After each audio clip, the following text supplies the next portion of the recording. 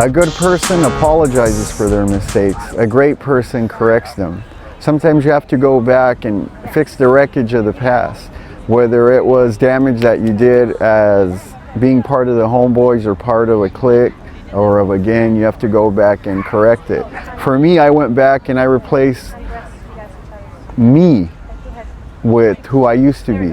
And what I mean by that is I removed over 65 tattoos from my body. I had them on my face, my arms, all over myself. And what it was for me is that when I started adding tattoos to my body, it was when I started making the most mistakes in my life. Stealing money from my mom's purse, smoking weed, stealing, lying, manipulating, and from there it just kept going and growing and growing with the tattoo. So, and part of repairing the wreckage of my past to me was removing them.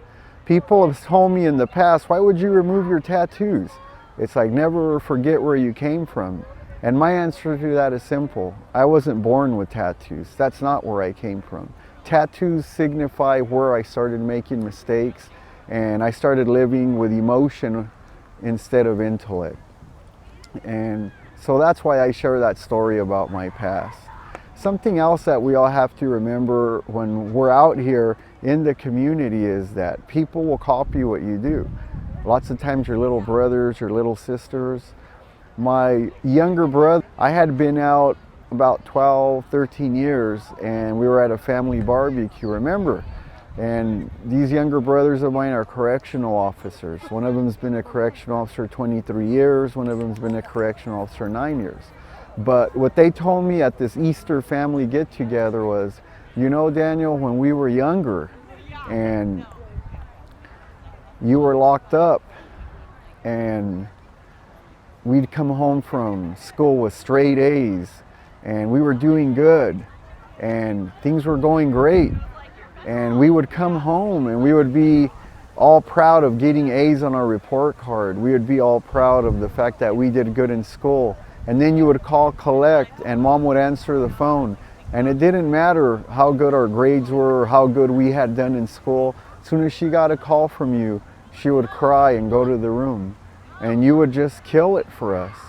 And we hated you for so long because we were never able to celebrate all the accomplishments we made.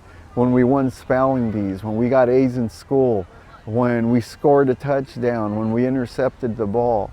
My younger brothers played high school football. And in fact, one of them won back-to-back Valley championships with Lindsay High School. So all of those accomplishments were washed away because they said every time I'd call from wherever I was locked up, and I was locked up all through the time they were in school, that my mom would go to her room and cry. And it really saddened me. And I just got to tell you guys, if you think that you being locked up or you getting in trouble isn't hurting anybody but you, it's not true. And my little brothers taught me that. My little brothers taught me that when we became men, and they told me about how I affected their childhood.